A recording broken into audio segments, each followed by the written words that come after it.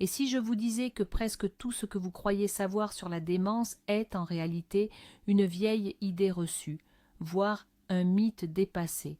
Ces images terrifiantes d'oubli total, ces scénarios catastrophes que notre esprit aime bien imaginer, ne sont qu'une facette, et souvent la moins précise, d'une réalité bien plus complexe.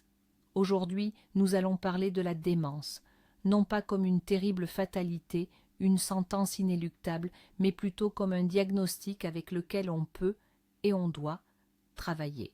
À la fin de cette présentation, vous comprendrez pourquoi il y a beaucoup plus d'espoir qu'on ne le dit habituellement, et ce qui se passe réellement dans le cerveau d'une personne touchée. Vous découvrirez surtout la différence colossale entre les mots sentence et diagnostic dans ce contexte. Commençons par faire le point sur les termes.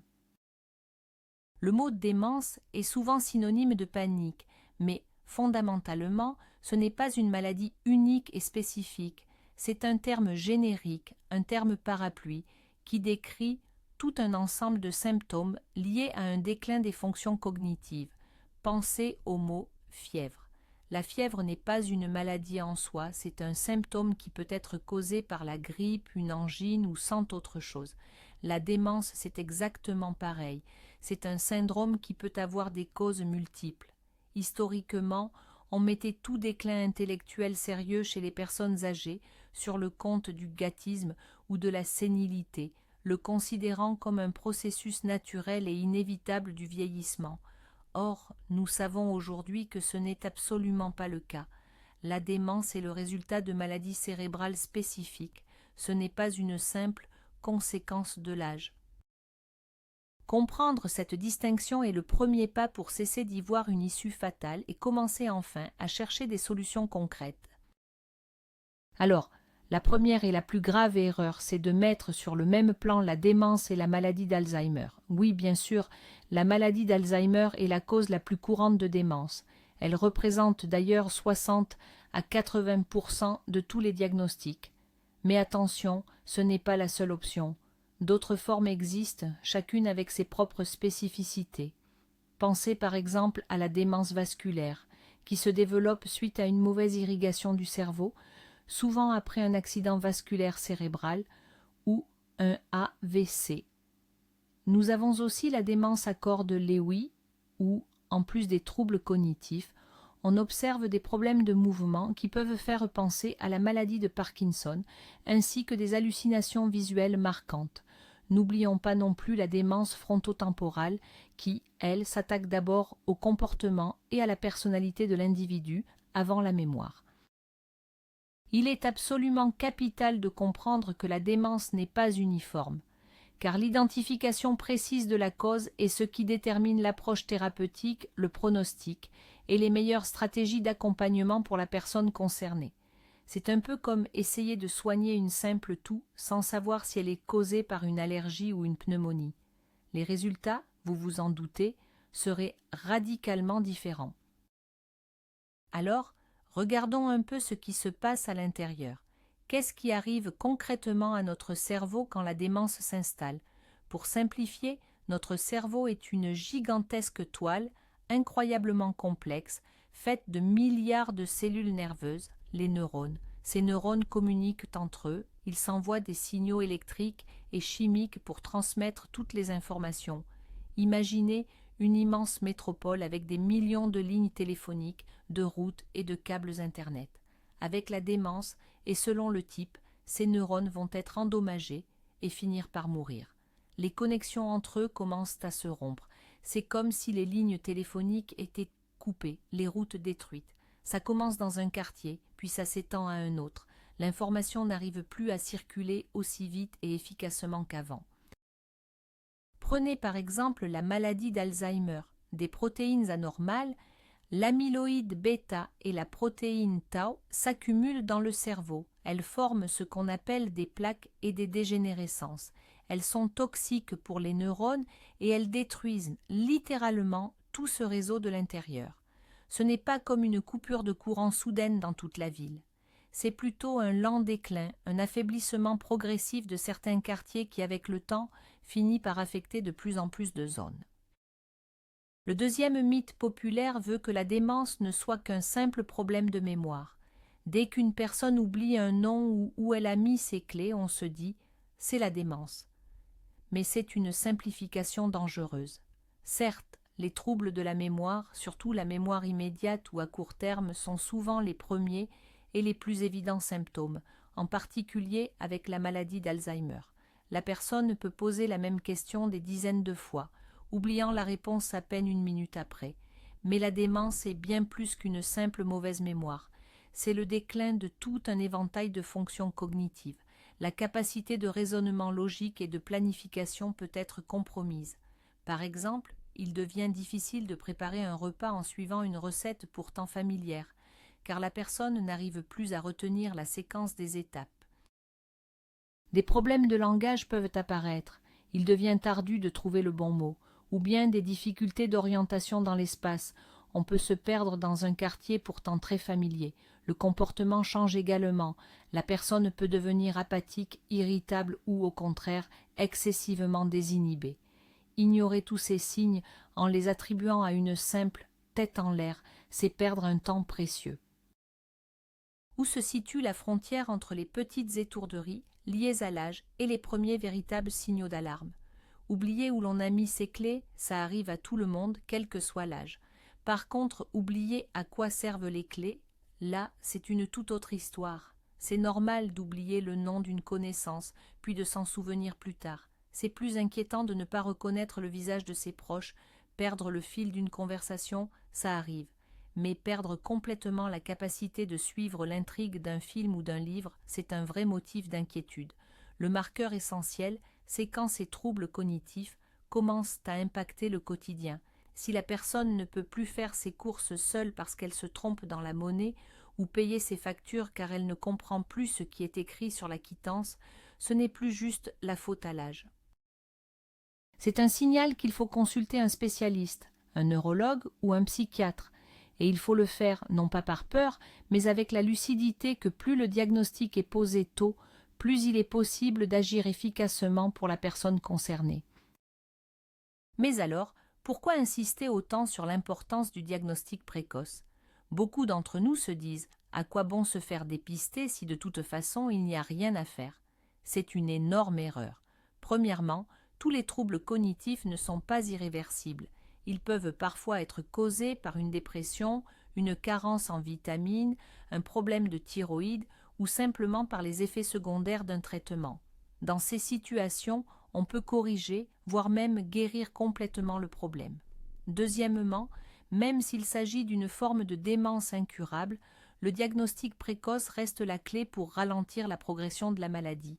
Il existe des traitements qui, pris suffisamment tôt, peuvent améliorer les fonctions cognitives et repousser l'apparition des symptômes les plus sévères de plusieurs mois, voire de plusieurs années. C'est un temps précieux pendant lequel la personne peut conserver plus longtemps son autonomie et sa qualité de vie. De plus, un diagnostic posé tôt laisse le temps, à la fois à la personne concernée et à sa famille, d'accepter la situation, d'organiser l'avenir, de régler les questions juridiques et financières et surtout d'apprendre à vivre avec cette condition au lieu de la combattre aveuglément. Abordons maintenant une autre source d'inquiétude majeure, la génétique. Beaucoup se disent « ma mère ou ma grand-mère en a souffert, alors c'est sûr, ça va m'arriver ». Cette crainte est souvent paralysante. Il est essentiel d'y voir clair. Oui, une prédisposition génétique existe bel et bien. Nous avons, c'est vrai, certains gènes, comme le fameux gène APOE4, qui augmentent effectivement le risque de développer la maladie d'Alzheimer.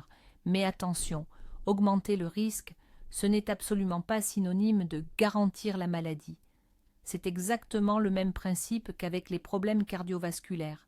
Si les infarctus sont fréquents dans votre famille, votre risque est plus élevé bien sûr, mais cela ne fait pas de vous un condamné. Les formes de démence purement héréditaires, celles qui se transmettent de génération en génération avec 50% de chance, existent. Mais elles sont extrêmement rares et représentent moins d'1% de l'ensemble des cas. Dans la très grande majorité des situations, la génétique ne constitue qu'un facteur parmi beaucoup d'autres.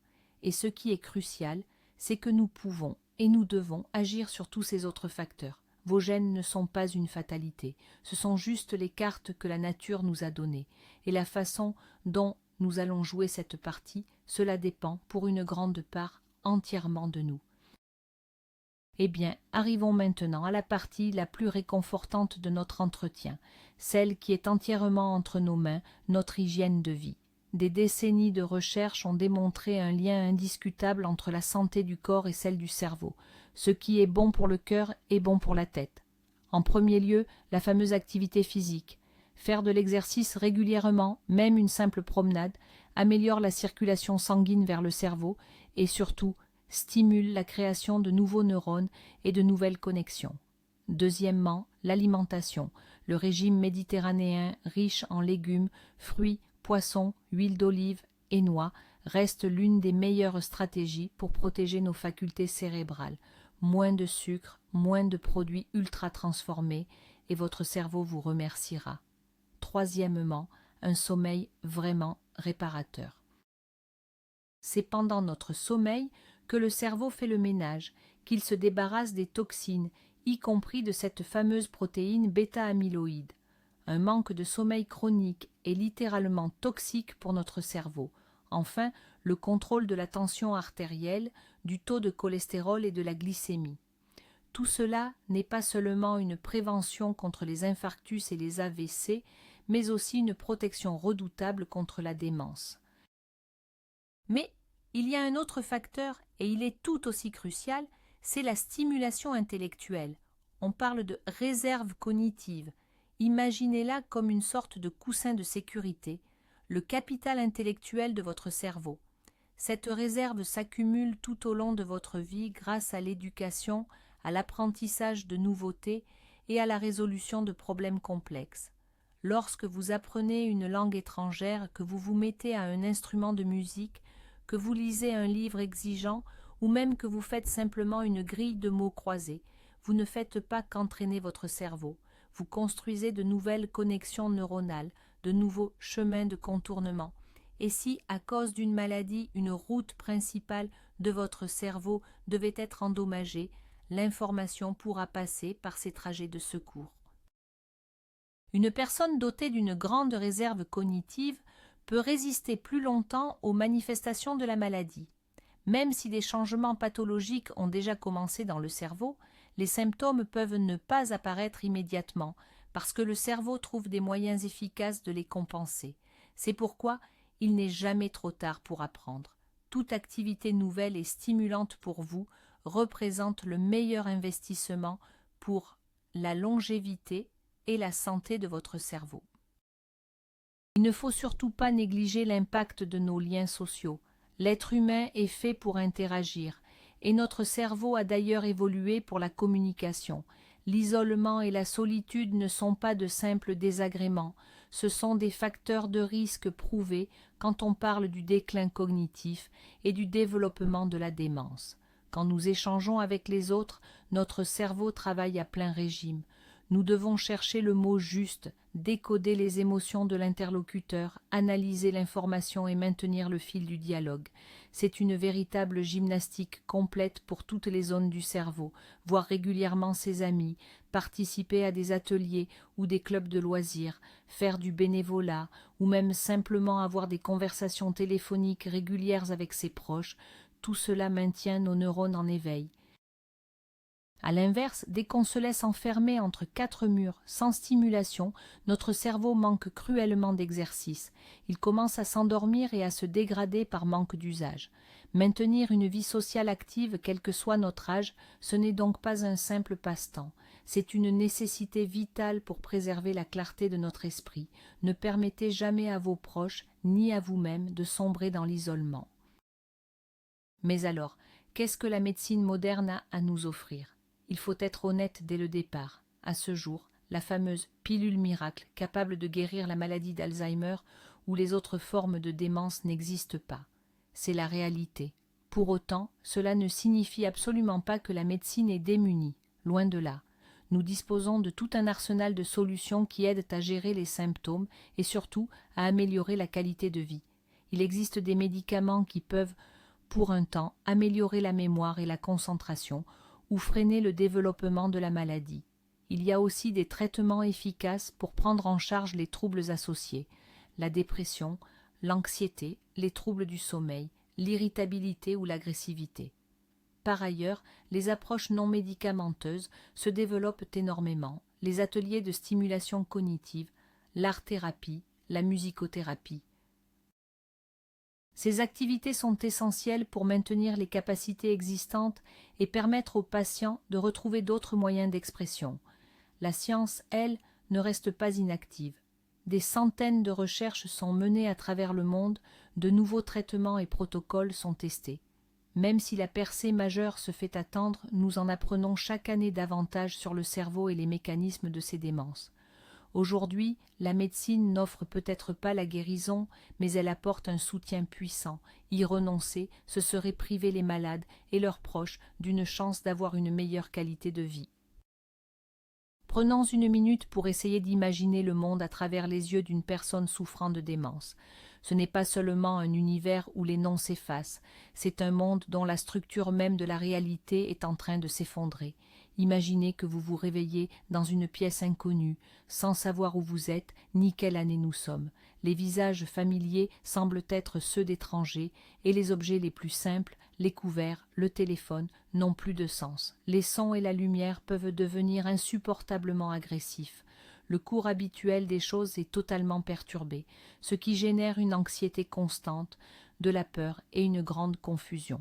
Beaucoup de ces troubles du comportement qui épuisent tant les aidants et les proches, la répétition incessante des questions, l'agitation, voire l'agressivité, ne sont pas dus à de la mauvaise volonté ou une envie de contrarier.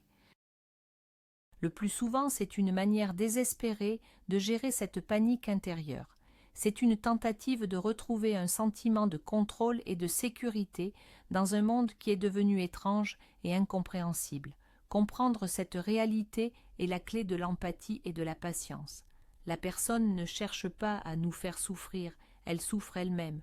Notre rôle n'est donc pas de nous fâcher, mais d'essayer de devenir pour elle un îlot de sécurité et de prévisibilité au milieu de ce chaos.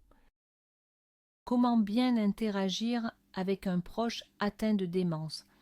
Les méthodes de communication habituelles risquent de ne plus fonctionner, ce qui génère de la frustration des deux côtés. Voici quelques conseils simples. Parlez lentement, distinctement, en utilisant des phrases courtes et simples. Posez des questions fermées, celles auxquelles on répond par oui ou non, plutôt que des questions ouvertes qui demandent une réponse développée. Par exemple, au lieu de demander « Qu'est-ce que tu veux manger pour le dîner ?», demandez plutôt « Préfères-tu le poulet ou le poisson ?» Établissez un contact visuel, appelez la personne par son nom pour capter son attention. Utilisez les signaux non-verbaux, un sourire, des gestes ou un contact physique doux. Il est crucial de ne jamais argumenter ou tenter de prouver à la personne qu'elle a tort, surtout si sa perception ou ses souvenirs sont confus ou déformés. Cela est inutile et ne fera qu'augmenter son anxiété. Plutôt que de dire « Ta mère est décédée il y a 10 ans », il est préférable de dévier doucement la conversation. « Parle-moi de ta maman, comment était-elle ?» Votre objectif n'est pas de corriger une erreur, mais d'apporter à votre proche un confort émotionnel et le sentiment d'être écouté et compris. Il est tout aussi crucial d'aménager un environnement domestique sécurisant et bienveillant. L'univers de la personne atteinte de démence se réduit souvent à son espace familier. Cet espace doit donc être le plus compréhensible et prévisible possible. Pour éviter les chutes, retirez les tapis superflus qui pourraient faire trébucher. Assurez-vous d'un éclairage suffisant, surtout la nuit. N'hésitez pas à utiliser des repères visuels clairs, des étiquettes ou des panneaux lumineux sur les portes, indiquant par exemple « toilette » ou « chambre ». Il est indispensable de mettre hors de portée les objets dangereux, couteaux aiguisés, produits ménagers toxiques et médicaments. Efforcez-vous de maintenir une routine quotidienne stable.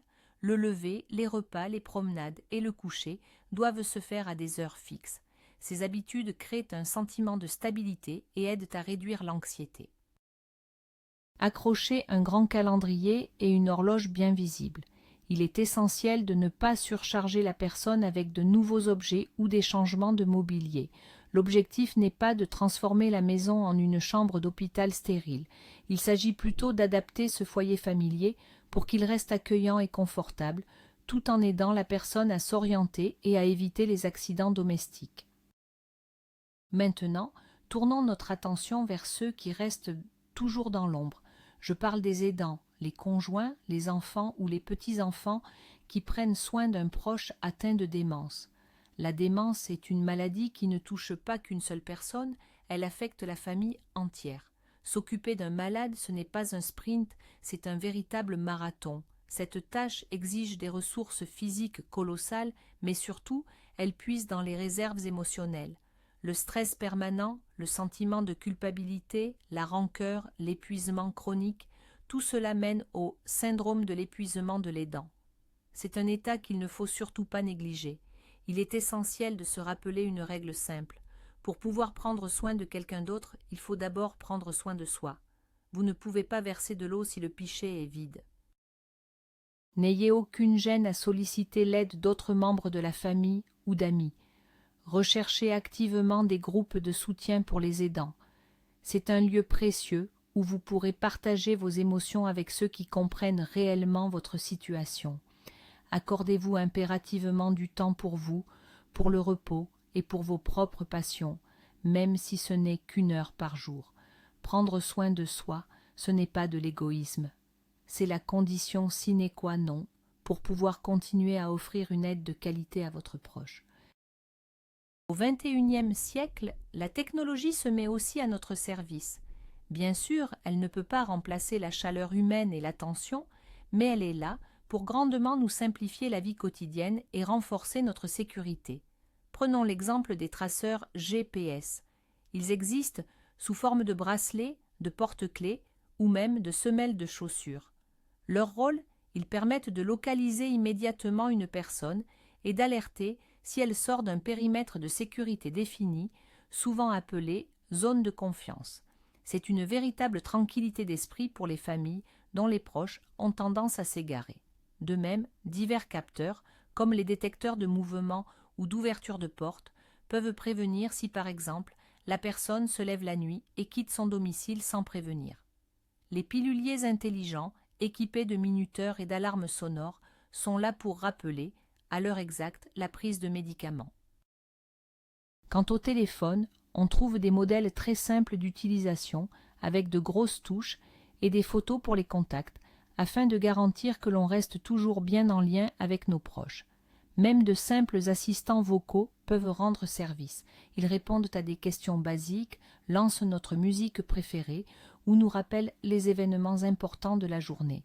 En bref, ces technologies peuvent devenir de fidèles alliés. Elles prennent en charge une partie des tâches routinières et vous offrent surtout un niveau de sécurité et de sérénité supplémentaire. Face à la maladie, les gens, en quête d'espoir, se tournent souvent vers les médecines non conventionnelles et les remèdes de grand-mère. Internet regorge de titres accrocheurs parlant d'herbes miraculeuses ou de régimes secrets censés guérir la démence. La prudence est de mise. À l'heure actuelle, il n'existe absolument aucun remède populaire, validé par la science, capable d'arrêter ou d'inverser le cours de la démence. Certains compléments alimentaires, tels que le ginkgo biloba ou les acides gras oméga 3, présentent des résultats d'études contradictoires et ne peuvent en aucun cas être considérés comme un traitement à part entière. De plus, certaines herbes ou certains compléments peuvent être incompatibles avec les médicaments prescrits par votre médecin et s'avérer dangereux. Toute méthode de traitement alternative doit impérativement être discutée avec le médecin traitant. Ne laissez pas le désespoir ou les fausses promesses de charlatans vous écarter du chemin de la médecine factuelle et éprouvée. Cela pourrait vous coûter non seulement de l'argent, mais aussi du temps précieux et la santé de votre proche. L'un des aspects les plus douloureux liés à la démence, c'est la stigmatisation, ce fardeau social que la société impose aux malades et à leurs proches. Aujourd'hui encore, on a honte de la démence, on la dissimule. Les plaisanteries malvenues sur les trous de mémoire ou la sénilité blessent profondément. Par peur et par manque de compréhension, les familles se retrouvent souvent isolées socialement. Les amis ne viennent plus rendre visite, ne sachant pas comment interagir. Dans la rue, les gens peuvent juger d'un mauvais œil les comportements qu'ils trouvent étranges chez la personne malade. Cette stigmatisation empêche de demander de l'aide à temps, car on a honte d'en parler. Elle pousse les gens à se sentir coupables et terriblement seuls. Il est absolument crucial de parler de la démence ouvertement, honnêtement et avec respect. C'est une maladie comme le diabète ou l'insuffisance cardiaque. Une personne atteinte de démence n'est ni folle ni un légume. C'est un être humain qui mérite dignité, respect et compassion, au même titre que toute autre personne confrontée à une maladie grave. La lutte contre la stigmatisation est notre responsabilité à tous. Même face à la gravité d'un diagnostic, il est primordial de se dire que la vie, elle, continue. Elle est différente, certes, mais elle se poursuit. De nombreuses histoires témoignent de personnes qui vivent avec la démence pendant des années, voire des décennies, en gardant cette capacité de se réjouir, d'aimer et de créer. Prenez l'exemple de l'écrivain britannique Terry Pratchett, le célèbre auteur du Disque-monde. Après son diagnostic de maladie d'Alzheimer, non seulement il a continué à écrire des livres, mais il est aussi devenu un militant actif pour les droits des personnes atteintes de démence. L'essentiel, c'est de changer notre regard. Au lieu de nous focaliser sur ce que la personne a perdu, concentrons-nous sur ce qui lui reste. Peut-être qu'elle n'est plus capable d'avoir des conversations complexes, mais elle peut toujours savourer la musique. Il se peut qu'elle ne se souvienne pas des événements d'hier, mais qu'elle se rappelle parfaitement des mélodies de sa jeunesse. La mémoire émotionnelle est souvent préservée bien plus longtemps que la mémoire intellectuelle. Cette personne peut ne plus se souvenir de votre prénom, mais elle ressentira toujours votre amour, votre attention et votre chaleur. Et ce sont justement ces instants, vécus dans l'ici et maintenant, qui deviennent la valeur la plus précieuse. Et pour conclure, jetons un œil sur l'avenir. Que peut-on attendre du côté de la recherche et des traitements contre la démence? La science avance à pas de géant. Aujourd'hui, les chercheurs savent diagnostiquer la maladie d'Alzheimer bien avant l'apparition des premiers symptômes. Cela peut se faire grâce à l'analyse du liquide céphalorachidien ou à des techniques d'imagerie cérébrale très pointues. Ceci ouvre une véritable fenêtre d'opportunité pour une intervention précoce. De nouveaux médicaments sont en cours de développement. Ils ne ciblent plus seulement les symptômes, mais les mécanismes même de la maladie. Ces fameuses plaques amyloïdes et les enchevêtrements tau. Des pistes comme la thérapie génique ou les méthodes de stimulation cérébrale sont aussi explorées. Une attention considérable est également accordée à l'étude des facteurs de risque et, bien sûr, à la prévention. Les scientifiques du monde entier sont unis par un seul objectif, trouver le moyen de vaincre la démence. Et même si la victoire finale n'est pas pour demain, chaque nouveau jour nous en rapproche un peu plus. L'avenir n'est plus aussi sombre qu'il y a 10 ou 20 ans. Et c'est là notre principale raison d'être optimiste. Alors, la démence est-elle une sentence ou un diagnostic? Après tout ce que nous avons évoqué aujourd'hui, la réponse me semble limpide. C'est un diagnostic. Certes, un diagnostic lourd qui bouscule l'existence, mais un diagnostic. Et un diagnostic, contrairement à une sentence, cela implique un plan d'action. Ça suppose la recherche de solutions, la nécessité de s'adapter et surtout la volonté de se battre pour maintenir chaque jour une bonne qualité de vie.